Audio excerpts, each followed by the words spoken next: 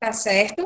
Para nós terminarmos o texto que nós iniciamos ontem e as questões que foram passadas para casa, tá certo?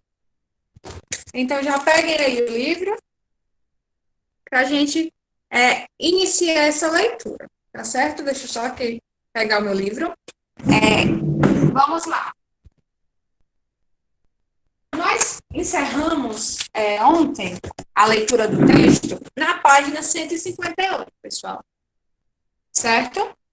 Nós encerramos, então, na página 158. Tá certo? A Carol tinha iniciado a leitura e leu a primeira parte do texto. Guilherme, pode ler, tá certo? Tia, tá em qual parte? Está no primeiro parágrafo da página 158, ok? Não é necessário nós lermos o texto do início de novo, tá bom? Porque já foi lido e é um texto um tanto prolongado, né? Um pouco grande, extenso. Então, vamos lá, sem perder tempo. Quem quiser ler, vai pedindo aí no chat, tá certo? Pode começar, Guilherme. Eu lhe disse que ser um bom cantor era muito pouco, que possivelmente haveria outros como ele e que o diferencial estaria fora do palco. Ele não desistiu. Voltou à minha casa, dessa vez acompanhado de um amigo, o DJ TR. Eu estava em depressão nessa época, por excesso de dívidas, e estava no quarto deitado, com dor de estômago, ou melhor, dor de dívidas. Ele entrou no meu quarto. Ele entrou no meu quarto e começou a falar dos seus sonhos, que acreditava tanto no que cantava, que chegava a pregar o hip hop no trem, que isso era mais importante que a vida dele. Falou da mãe, dos problemas dela, do pai, Manzuca, dos inúmeros problemas, disse que não se importava se eu não o colocasse para cantar, que o que ele precisava mesmo era de um trabalho urgente, que não tinha nem o que comer em casa. A dor aumentou, passou e voltou. Lembrei do cachê simbólico que eu não havia pagado a ele, do quanto aquela merreca teria ajudado aquela criatura da van, que não paguei e sabe. Deus, como ele tinha ido embora do show, pensei. Não tenho problema nenhum. Levantei de chão, chamei a Mariusa, Maria. minha mulher, e lhe disse que, apesar de estarmos endividados, deveríamos ajudar o Bill. E Deus nos ajudaria também. Ela não concordou muito, pois sabia que estávamos falidos. Mesmo assim, disse a ele que voltasse no dia seguinte para trabalhar na nossa loja de discos, gravadora e distribuidora. É que na ocasião nós distribuíamos discos de hip hop. Bill foi contratado para fazer entregas e cobranças por um salário mínimo.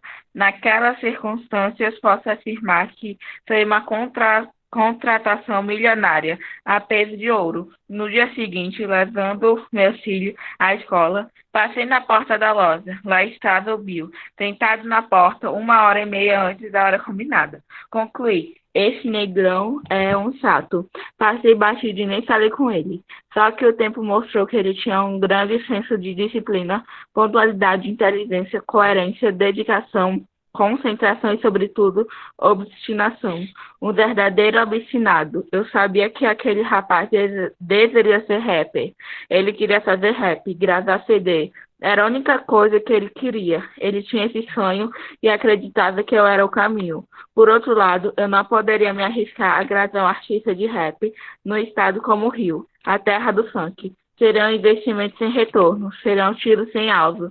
Mas havia outra coisa a ser considerada: a força que Bill carregava, a imensa carga de luz que emanava dele, sobretudo no palco, sobretudo na sala econômica. Mas sempre organizada e tensa, uma coisa era clara: ele tinha conquistado minha admiração e meu respeito por seu sonho.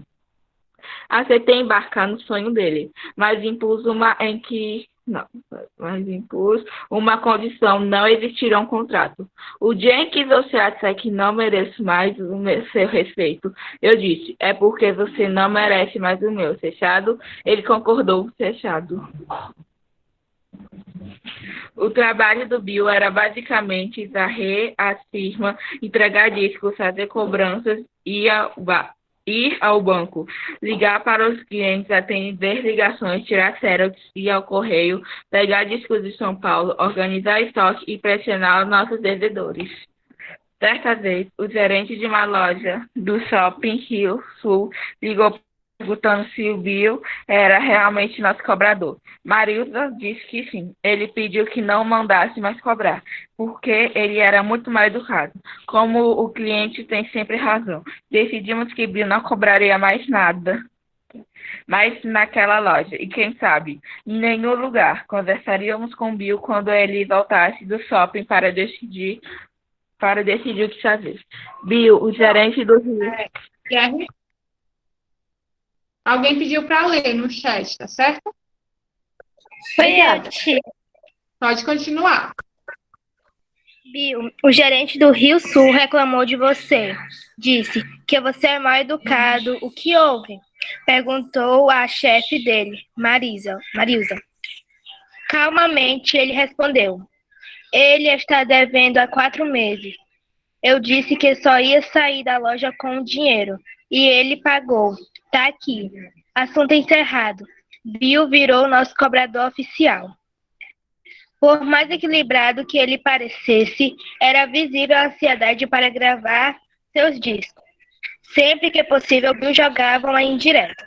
Assim, fiz uma reunião com William, da gravadora Zimbabwe, em São Paulo, e fechamos uma parceria para o seu disco, Mandado Fechado. Vendi uma casa que tinha em Sepetiba e para fazer o videoclipe da música Traficando Informação, dirigido pela Kátia Lund. Aliás, seu primeiro videoclipe, vendi o carro. Mas o disco não poderia sair muito rápido. Tinha que ser de faixa em faixa. Mesmo depois que o disco estivesse pronto, começaria uma nova história. Seriam necessárias várias coisas, entre elas, desenvolver a parte gráfica.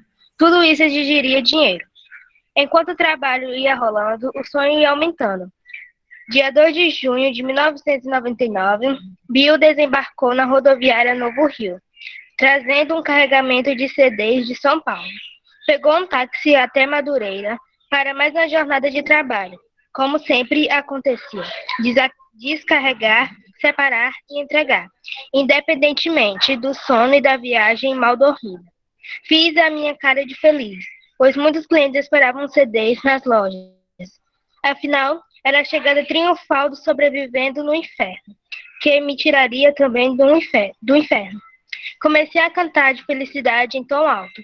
Comemorei o fato de o Bill não ter sido pego pela polícia rodoviária, porque eles sempre querem ficar com umas caixas. Por fim, olhei para o Bill com ar de juiz prestes a condenar, quase entrando na caixa de tanta raiva. Olhei para o Bill novamente e disse com todo o desespero que eu podia. Que é isso, Bill? Que prejuízo você me deu? Você trouxe tudo errado. O pior nem é isso. Você gastou dinheiro para ir, para voltar, táxi, tempo. Tem um monte de gente que está esperando a mercadoria hoje. E eu aqui, cheio de contas para pagar. Ainda tem a questão da palavra. Eu prometi que entregaria os discos hoje. E aí, Bill, o que eu faço agora? Ele tinha 2 opções. Ir embora, perder seu emprego e provavelmente seu sonho. Ou engolir mais esse sapo e se mandar mais adiante. Depois do disco gravado. Ele preferiu me xingar com os olhos. Até o maior analfabeto conseguiria ler o ódio que ele sentia de mim, por causa das minhas expressões. Ele levou as mãos à cabeça como quem tem a certeza de que estragou a minha vida.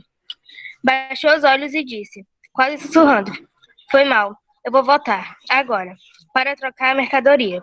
Pode descontar tudo do meu salário. Só te peço para ser aos poucos. Foi mal. Sentenciei. Agora você abre todos os CDs e confere quantas caixas vieram erradas. Qualquer coisa, estou lá embaixo. Virei as costas e saí reclamando alto, quase aos berros, mas deixei a Marilza estrategicamente perto do telefone, para vigiar qualquer gesto dele e me avisar. Sei lá se ele pegaria uma barra de ferro para me matar. Não era bom dar sopa para o azar. Pronto. A Stephanie pediu para ler. Pode continuar, Stephanie. O ramal tocou. Era Marilza. Celso, sobe, sobe, subi pelas escadas de ferro, daquelas antigas e curtas, iguais a um caracol. Bill estava sentado sobre as caixas que trouxera de São Paulo, todas abertas. O mensageiro chorava de dor, de felicidade, de loucura. Parecia uma criança. Descobriu o que estava nas caixas, nada tinha de errado, muito pelo contrário, descobriu que eu não era o miserável que tinha parecido ser.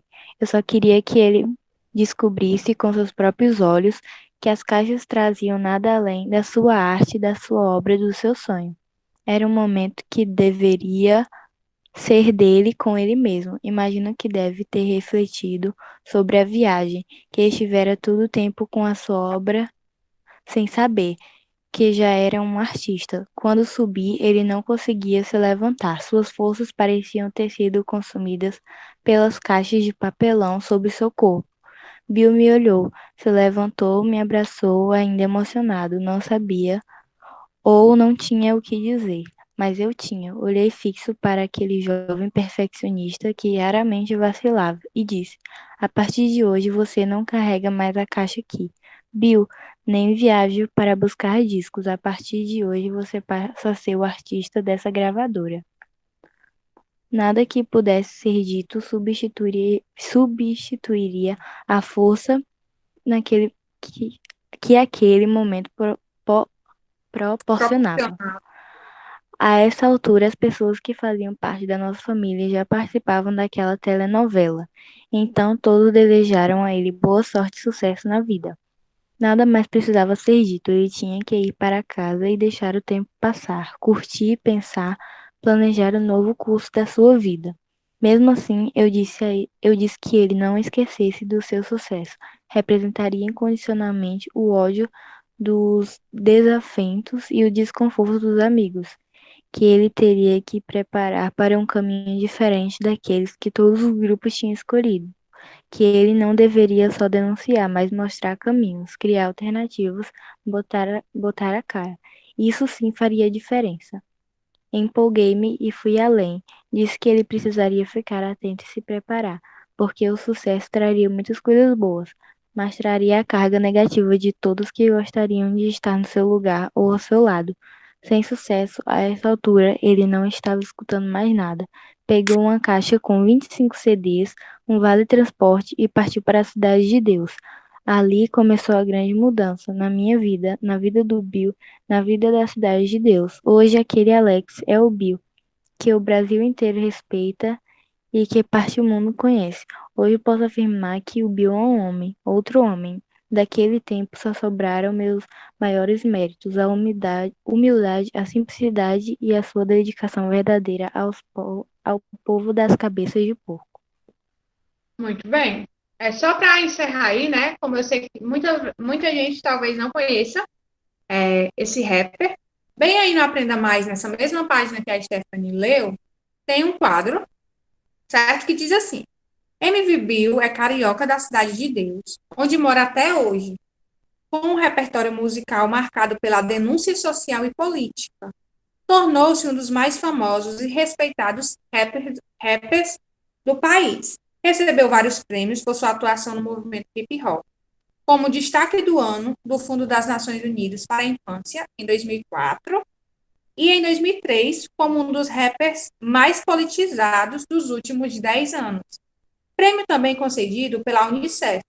No Fórum Mundial das Culturas, em Barcelona, em 2003, recebeu das Nações Unidas um documento que o consagrou junto a artistas de vários países como cidadão do mundo. Então, a gente vê aí uma história, pessoal, enorme, né? Dessa narrativa de um empresário chamado Celso, falando sobre um menino que tinha um sonho e que viu nele, né, nesse empresário, a oportunidade de gravar um CD e de realizar o sonho dele, que era cantar. Aí a gente pode perceber que ele iniciou, né? Um dia ele chegou na casa desse empresário. Esse empresário relata que estava com muitas dívidas, mas o Alex, né? Alex, na verdade, pediu uma oportunidade a ele, dizendo que não tinha nem o que comer, que não precisava ele dar uma oportunidade a ele como cantor, mas que desse a ele qualquer emprego. Então, o empresário deu emprego a ele, né, lá na gravadora, e ele fazia tudo, ele era cobrador, ele ia buscar os CDs, ele limpava, ele fazia tudo. Então, um certo dia, o Celso, vendo que esse menino ele era muito humilde, muito dedicado, muito sonhador, decidiu dar uma oportunidade a ele de gravar um CD. Então, ele gravou esse CD e o Celso, vocês viram aí, que mandou ele buscar alguns CDs em uma outra cidade. Porém, ele não sabia que naquelas caixas vinham o próprio CD dele. E quando ele chegou, o patrão dele, né, inventou para ele que ele tinha levado todas as caixas erradas, que tudo que estava naquela caixa ali estava tudo errado, né? Falou com ele com bastante ignorância, mas era tudo um fingimento, para quando ele abrir as caixas, ele mesmo descobrir, ver com os próprios olhos dele, que o CD dele havia sido gravado. E o empresário diz que a partir dali a vida do empresário mudou e a vida do cantor também mudou, né? Porque o cantor acabou ficando conhecido, ganhando vários prêmios. E se o cantor ficou conhecido, famoso, o empresário também saiu ganhando. Tá certo, pessoal? Tia, Oi. já que a gente já estava falando de rap e de MV Bill também, é, hoje é o aniversário do Djonga, um dos mais históricos e rappers da atualidade. Tipo, ele é o melhor rapper da atualidade, então, tipo assim, de 2020. E hoje é o aniversário dele. Feliz a vida. Legal.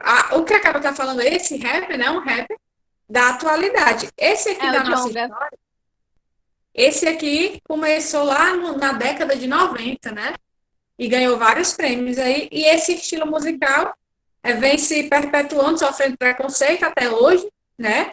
Mas não se compara mais com o que esse aqui do texto, né? O Bill, sofreu lá na década dele, né? Na É década de verdade. 90. Que até Porque piorou, querendo né? Assim, a situação era bem mais difícil do que a atualidade de agora, né? E tanto como os cantores, como quem escuta também rap, sofre muito preconceito. verdade? Imagine naquela época, né? Que eles não eram, esse estilo musical não era respeitado, né? Hoje pode até ser que ainda sofra muito preconceito, porque sofre, mas naquela época, né? Desse relato aqui de experiência, nem se compara, sofria muito mais, certo? Aí a gente vai para as questões, né? Aí sobre o que vocês responderam sobre o texto, o relato de experiência desse empresário que narra a história dele juntamente com a desse cantor, né? Que ele empresariou. Aí vamos lá. Questão número 1. Quem é que pode ler para mim? Essa questão. Pode ler. No início do seu relato, Celso Attaide conta que deixou seu emprego na Nuclebras para se dedicar ao rap. Como ele classifica essa decisão? E aí? Vejam que na narrativa, né, aí no relato, o empresário tanto conta a história do cantor, que queria ser o cantor de rap, como conta a história dele, porque ele era empresário, mas ele também queria se dedicar ao rap. O que é que ele diz sobre a atitude dele, gente? O que é que vocês colocaram? Exatamente, Carol. Isso mesmo, né? Ele mesmo Eu posso classifica falar o que eu coloquei? como um ato irresponsável. É isso mesmo. Porque ele Tia, pode dizer. eu botei uma atitude totalmente irresponsável. Correto, é isso mesmo. Questão número Posso 2. falar mesmo? Pode falar. Pode falar, Roger. Uma atitude totalmente irresponsável para quem tem um emprego no governo e uma família para sustentar. Muito bem. É isso mesmo. Então, ele deixou o emprego e ele sabia que era uma atitude irresponsável, né? É isso mesmo, pessoal. Questão número 2. Pode ler, Roger. 2. Qual era o cargo que ele ocupava na Nuclebras? O que ele era? Qual era a profissão dele, pessoal? A Carol que leu essa parte ontem. Vigilante. Exatamente, isso mesmo. Ele era um vigilante. Questão número 3. Vai continuar lendo, Roger? Sim. 3. Porque ele via sua atitude dessa forma? A. Porque ele tinha emprego no governo. B. Porque o emprego no governo era estável. C. Porque tinha família para sustentar e ganhar dinheiro com o rap, que era algo muito difícil. D. Porque seu emprego era de vigilante e ele não gostava de hip hop. Ou E. Porque ele tinha certeza de que seria feliz fazendo rap. Então, o que vocês marcaram aí? Pode, tá, Maria Clara? Exatamente. Isso mesmo, meninas. É C, né? Porque ele tinha uma família para sustentar e ganhar dinheiro com rap naquela época, né? Era muito difícil. Muito bem. Na 2, vigilante, ele era vigilante, tá certo? Maria Clara, pode ler a questão 4. De acordo com o texto, Celso parece se arrepender dessa decisão? E aí, pessoal, o que vocês acham? Vocês acham que ele se arrependeu? Sim ou não? Vocês acham que ele se arrependeu de ter largado o emprego de vigilante dele? No começo, tia. Mas Não no final, fim. mas no final Não, de no tudo. fim ele aceitou, Ele viu que realmente era a vocação dele. Pronto. Então, levando em consideração o texto, né, todo, ele não se arrependeu, né? Pelo contrário. Eu acredito que ele deu, graças a Deus, ter tomado essa decisão lá no passado. Então, vocês coloquem não, tá certo? Quinta questão. Pode continuar, Maria Clara. Sim. No segundo parágrafo do texto, o que o autor quis dizer com a expressão quebrar pedras com as mãos? E aí? Quando ele diz que era a mesma coisa de quebrar pedras com as mãos, o que ele queria dizer com essa expressão, pessoal? O que é que vocês colocaram? O que é que vocês acham que ele quis dizer com isso? É relacionado ao rap, tá? Ele diz que era como quebrar pedras com as mãos. O que ele quis dizer com isso? Que era quase impossível, né? Sobreviver naquela época. Era quase impossível, né? Era muito difícil sobreviver. Isso. Era muito difícil sobreviver do rap. Certo? Né? Sexta questão.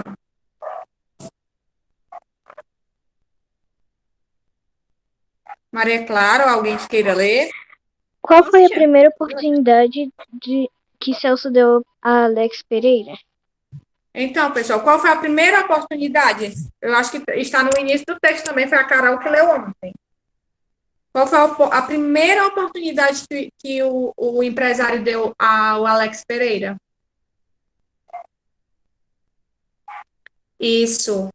Abriu o show dos Racionais em Minas Gerais. Isso mesmo. Exatamente. Então, a primeira oportunidade que ele recebeu do Celso foi abrir um show de rap, né? Dos Racionais. Muito bem. Sétima questão. Posso, tia? Pode sim. No relato, o Celso parece meio desconfiado ao dar a primeira oportunidade a Alex. Quais foram os obstáculos que ele impôs para que o menino desistisse? Eu coloquei a van e o cachê. Sem a van e o cachê.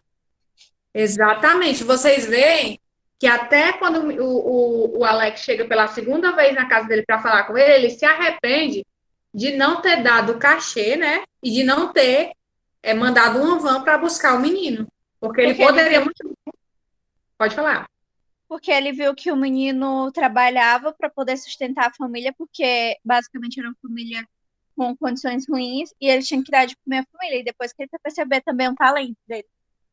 Exatamente. Então, ele percebeu que na época, né, na época que o menino abriu o show, ele poderia ter dado, mesmo que fosse um cachê pequeno, né, pela apresentação dele, que foi um sucesso, inclusive. Oitava, pode continuar, Carol. E dessa atitude, Celso se arrependeu? Explique. E aí? Eu coloquei que sim, pois ele percebeu que o menino tinha talento e tinha condições baixas. Muito bem, correto. A Stephanie colocou sim, porque ele era muito esforçado. Então, ele percebeu, né, que o menino era muito esforçado e que sustentava a família. Então, é isso mesmo. Alguém colocou alguma coisa diferente? Mas a resposta de vocês está correta, tá certo? Quem colocou parecido com essas respostas está correto. Nona questão. Uma semana depois de abrir o show dos Racionais MCs no Império Serrano, Alex foi à casa do Celso. Como o empresário reagiu a essa visita?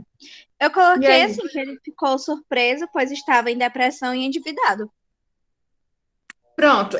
Realmente ele conta, né, que ele estava depressivo porque ele tinha muitas dívidas. Então, quando o Alex Pereira chegou lá contando a história dele, né, que tinha uma família, que a família dele não tinha nem o que comer, o que foi que o Celso percebeu, né? Porque a gente percebe aí que o Celso era endividado, mas o Celso era um empresário e já era dono de uma gravadora, certo? Ele podia até estar endividado, mas ele viu que a vida do Alex Pereira era bem mais difícil que a dele.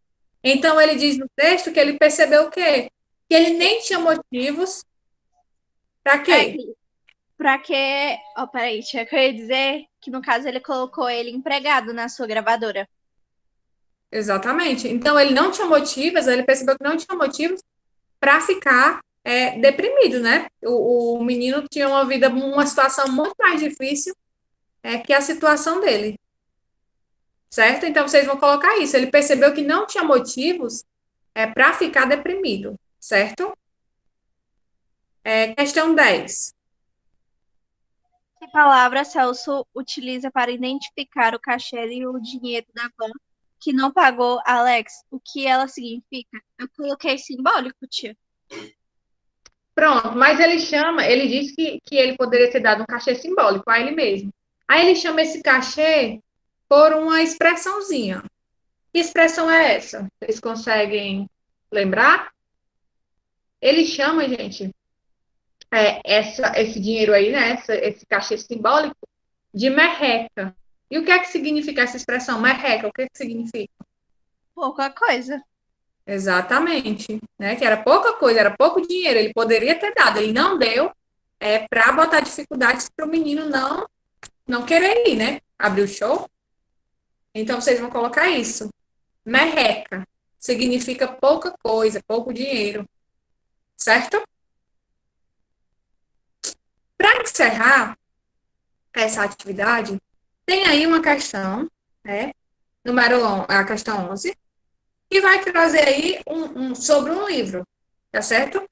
Não sei se vocês já leram, já tiveram a oportunidade de ler esse livro, mas é muito, muito legal. Eu já tive a oportunidade, não li todo, mas é bem bacana. Diário de um Banana. Alguém já leu ou já assistiu? Alguém conhece esse livro? Assisti, mas Primo faz tem tempo. Meu primo tem algumas das coleções e eu acabei lendo um pouco. E eu também assisti vários outros filmes. Pois é bem demais. interessante. Eu acho muito legal. Aí, vamos lá.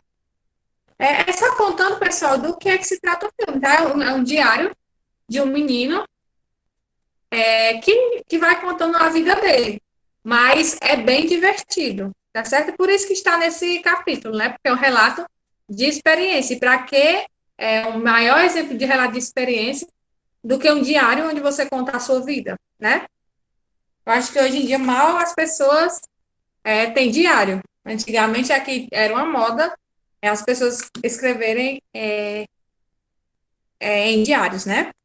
Para terminar aí, e vocês fazerem a atividade de casa, né? A gente encerrar nossa aula, eu tenho só aí uma pequena explicação sobre o papel textual dos complementos nominais, que nós já estudamos, né? Os complementos. Agora, a gente vai ver só para que é que eles servem dentro do texto, dentro das produções. Qual a importância de ter esses complementos dentro dos nossos textos, tá certo? Quem é que pode ler para mim aí essa tirinha? Posso, Da tia? página. Pode sim. Página 162. Pode ler, Carol. Luísa, meu pai não soube me dar uma explicação sobre como os bebês nascem. Seu pai saca alguma coisa de computador? Nada. Vocês têm internet, banda larga? Aí, nada. Não, por quê? Por isso ele não soube te explicar. Se liga, Luísa, os bebês devem ser baixados da internet. Pronto, aí a gente vai aí para a primeira indagação sobre essa tirinha. Pode ler, Isabelle. O que Luísa quer saber? E aí, pessoal, o que a Luísa quer saber, segundo a tirinha? O que é que a gente entende? Ela queria saber o quê? De onde vem os bebês? Como os bebês nascem, né? De onde eles vêm. 2. O que Luísa responde para solucionar a dúvida da amiga? Na verdade, é o que Luzia, tá certo? Uma se chama Luísa e a outra se chama Luzia. O que a Luzia respondeu para solucionar a dúvida da amiga dela? E aí, pessoal? Exatamente, responde que os bebês devem ser baixados da internet. 3. Pode ler. Luzia tem certeza sobre sua resposta? E aí, vocês acham que Luzia tem certeza dessa resposta, gente? Provavelmente ela não tem certeza, né? Ela tirou isso aí da imaginação dela. 4. Que palavras justificam sua resposta ao item acima? Como é que a gente sabe que ela não tem certeza? Isso, porque ela diz assim: eles devem ser baixados da internet. Essa palavra aí causa um pouco de dúvida, né? Mostra que ela tinha dúvida. 5. A intenção do autor da tira foi produzir humor a partir de uma situação inusitada. Explique. E aí, pessoal? O autor usou que situação para produzir humor?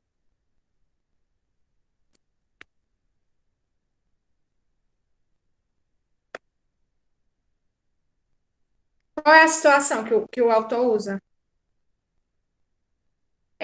A situação é que o pai da menina, isso, através da pergunta que a menina fez ao pai, né? E o pai não soube responder. Inicia daí. Muito bem. 6. No primeiro balão, o nome explicação tem sentido completo? E aí, no primeiro balão, vamos lá. Luzia, meu pai não soube me dar uma explicação. Tem sentido completo até aí? Luzia, quando eu digo assim, Luzia, meu pai não soube me dar uma explicação. Tem, pessoal, sentido completo? Isso, Stephanie. Não, né? Porque a explicação do quê? Né? Fica a dúvida. Isso, precisa de complemento. Surge aí essa pergunta, explicação do quê? Aí vamos só terminar aí, tá certo? Pode continuar, Isabelle. Como vimos na primeira parte deste capítulo, em algumas situações, substantivos, adjetivos e advérbios exercem predicação. Isto é, são palavras transitivas e, portanto, exigem termos que funcionem como complementos. Como completam o sentido de nomes, esses termos recebem o nome de complementos nominais. Nos textos, pode continuar, para terminar.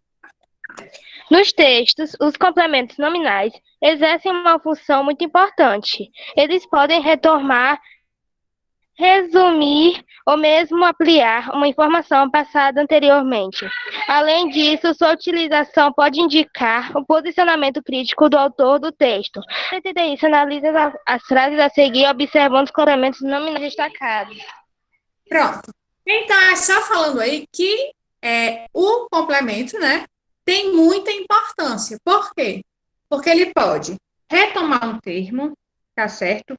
Pode resumir uma informação ou trazer uma informação que já foi dita anteriormente. Ou seja, sem precisar ficar repetindo a mesma coisa. Quando você faz um texto, por exemplo, né, escreva a redação. Exatamente, Carol. Ele serve para dar sentido completo, né? E através desse sentido, ele retoma, né, o que já foi dito. Porque percebam que quando vocês fazem uma produção textual, por exemplo, que você fica repetindo os termos. Fica um texto pobre, né? Um texto chato de ser lido. A mesma coisa sendo repetida. Fica cansativo. Essa é a palavra mesmo. Então, eles também servem para isso. Tá certo? Aí pede para a gente analisar aí essas 3 orações. Como o tempo já está corrido, eu vou ler uma para a gente ver, tá certo? E amanhã a gente termina isso. Olha, os 2 homens foram presos quando planejavam um novo assalto. A prisão desses suspeitos repercutiu no bairro. Vejam aí que eu poderia falar assim, ó. Os 2 homens foram presos quando planejavam um novo assalto.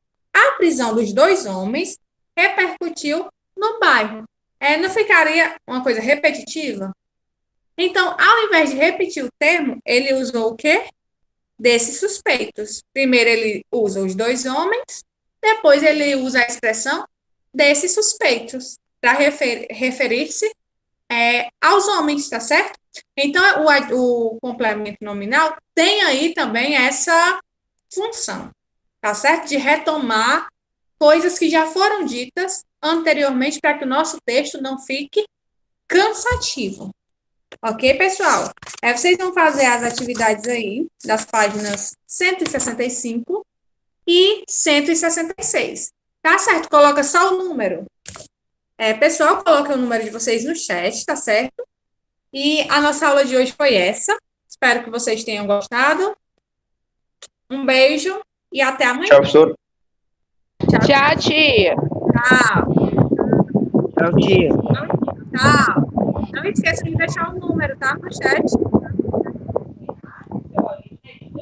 Para que eu possa fazer a pergunta.